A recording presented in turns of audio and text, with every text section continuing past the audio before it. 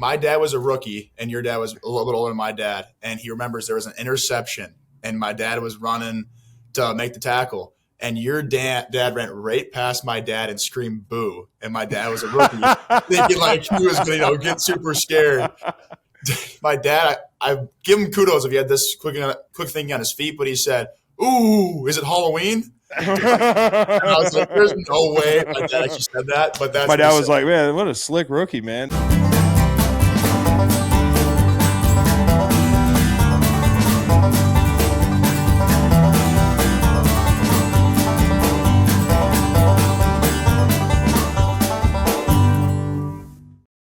So we got Joe Alt, the big dog from Notre Dame, the huge dog. Kyle is excited about this interview, man. Joe, how you doing, man?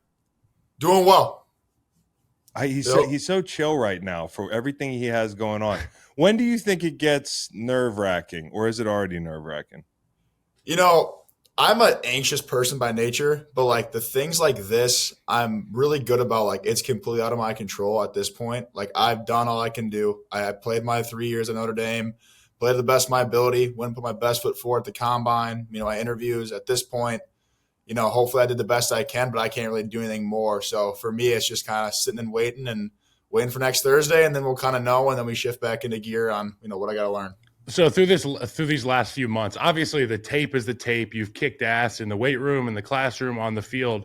And I know as a player, they find out more about you as a person at the combine. Was there anything that you look back on and you were a tad bit embarrassed about, like an answer that you gave or an interaction that you had where you're like, that handshake didn't go well, or that hand measurement? I didn't terrible. See, how are your hands, man? Do we get a measurement on the hands? Like, was there anything you look back on and cringe that Joe Alt did at the combine? Yeah, I won't name the team, but there was one interview where I sat in there, and it was towards the end of it, and it was the GM. He goes, "So you're a goody two shoes, huh? Like you got nothing going on?" He goes, "You ever been like in police trouble?" I'm like, "Not really." He's like, "You know, you haven't done anything?" I'm like, "No, I mean, I haven't done anything." And he was like, "Oh, so you're one of them goody two shoes, huh?" I'm like, "What do you want, a criminal? You want me to say I have a rap sheet?" Would you like I was that? like, I guess. I mean, I don't know what you're looking for. Like, you can't really. You can go dig up as much as you want.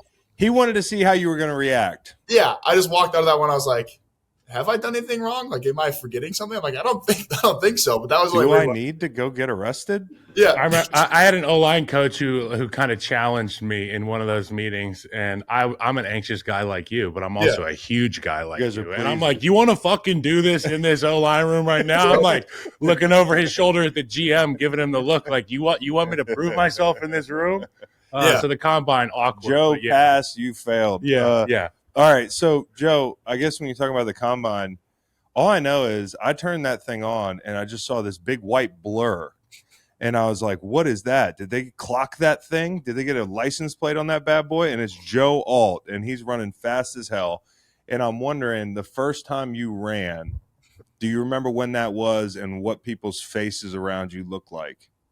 Yeah, so I've been doing 40s my whole life because like I was one of like the training things I've done with my dad, and like he was like, you know, who knows, maybe at some point you get there. So I'd been running 40s my whole time, and I had no idea what I was going to run. All throughout training, I was running like high 5.2s.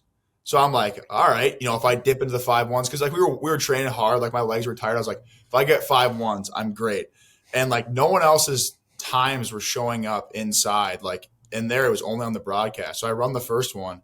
And I have no idea what I ran. I'm walking back, and all the guys are watching on their phone. They're like, "You ran a 5.07." I go, "What? I ran a what?" Or whatever it was, 5.08 the first time. I'm like, there's no shot. So then I instantly go over my phone. I'm like texting my sprint coach and stuff. I'm like, so I just like, you know, shut it down. Am I good? Is that what we want? And he's like, no, you got one more. And I'm like, okay. So I had no idea I was going to run that fast, but I was, you know, it worked out well. I remember how it was like a game of telephone for real, trying to figure out what you ran. Yeah.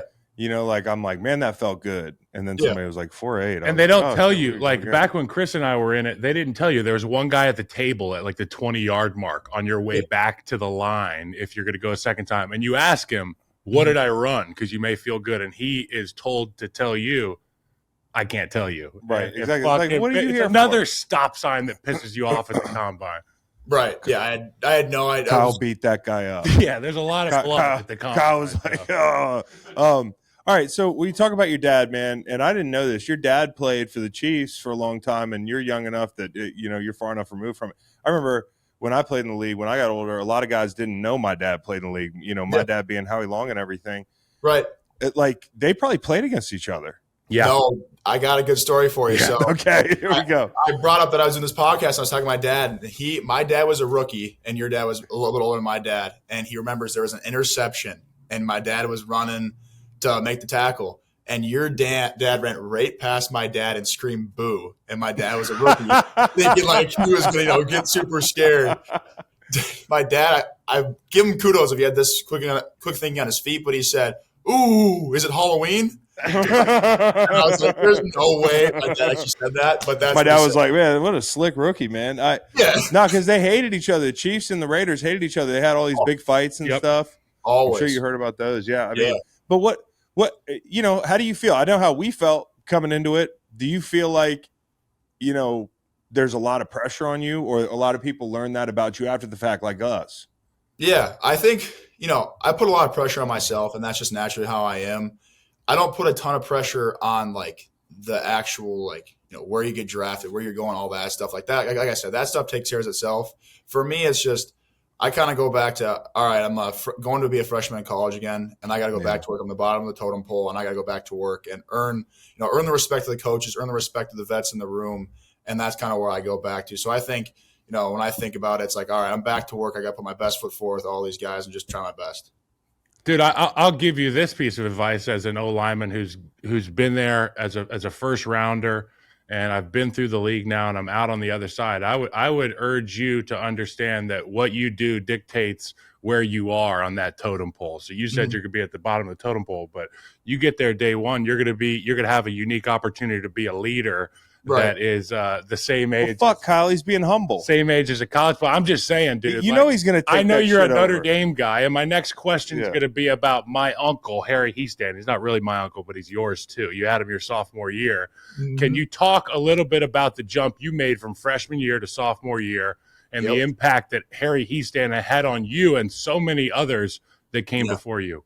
No, I think, Coach Heastan, I give a lot of the credit to. I came in very raw, playing, tight end, one game of tackle in high school. I kind of got thrown in my freshman year and was like, my mindset was like, I just want to refuse to lose, whatever I got to do. I didn't know, how to set my footwork, any of that stuff. And here comes Coach Heastan. He's like, no, your steps got to be here and your hands got to be here. And we're setting vertical here. We don't want to get turned. So he really taught me the base fundamentals that allowed me kind of to grow and really learn the game at a much more, fine tooth comb way.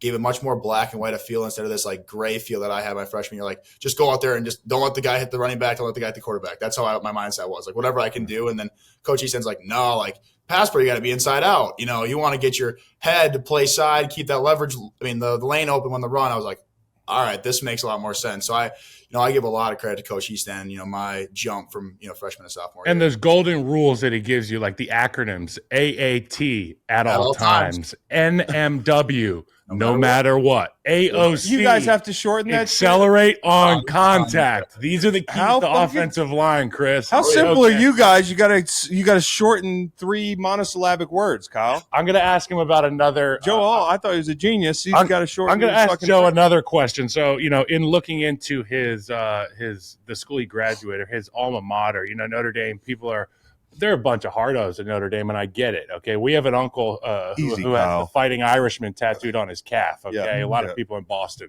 they like the Notre Dame team.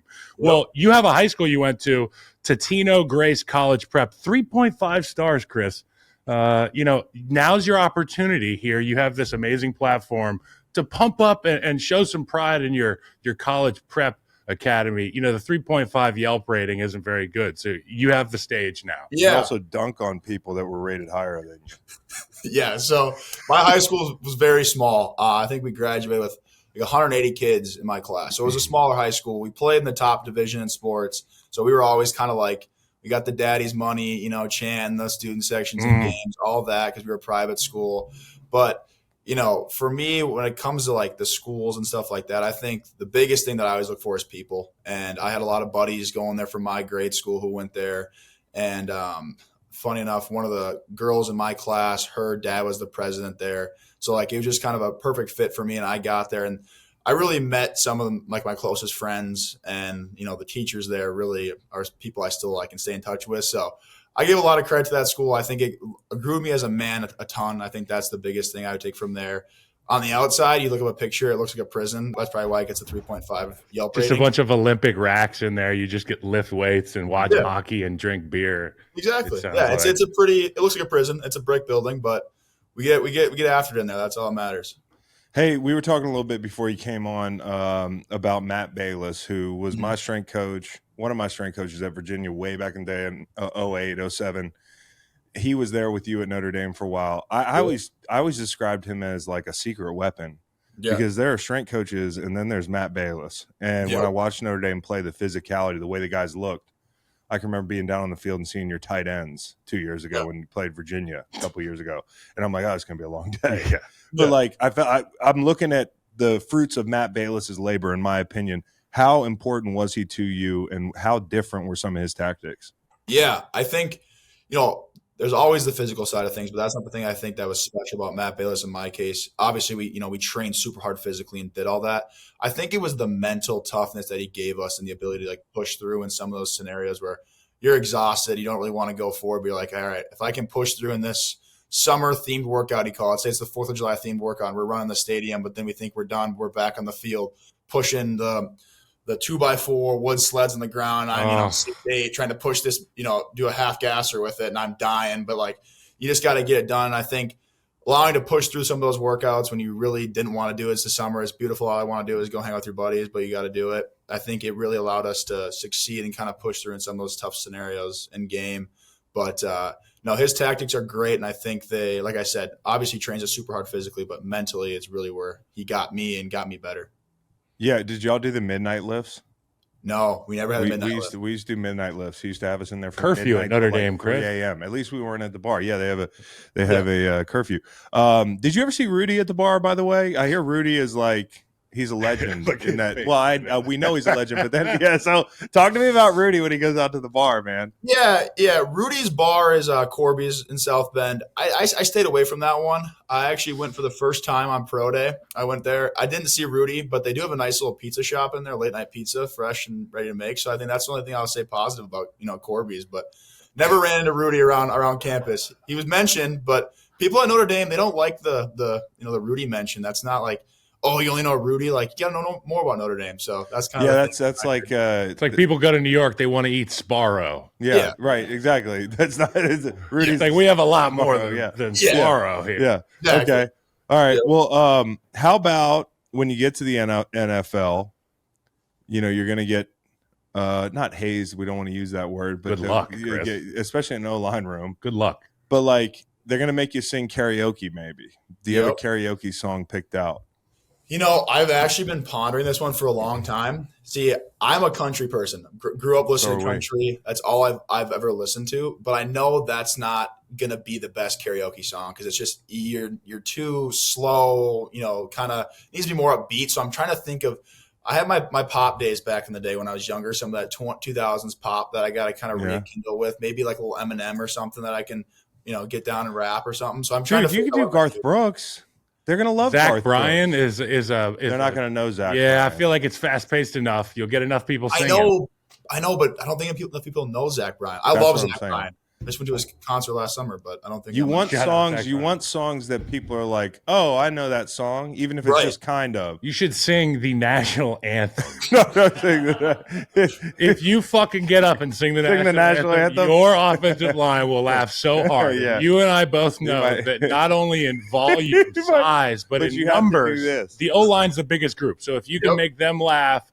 The rest of the room, got to salute the whole. You time. Fucking make them stand up and salute. Find a flag, make them salute it, and sing it, dude. No. You got to dress like Patton. You got to dress like Patton. Go in the locker room, slide on some Patton garb, and get out there and I got a question for my dog here. So your brother Mark, big hockey guy, right? Oh, professional hockey player, a free agent right now, I believe. They fight. You know, they have that mutually agreed upon combat in that sport, which I think is awesome. Do you think that there's a place for that in football? And what do you think the minimum requirements, like do the helmets have to come off? Should they stay between the hashes? What's the rules?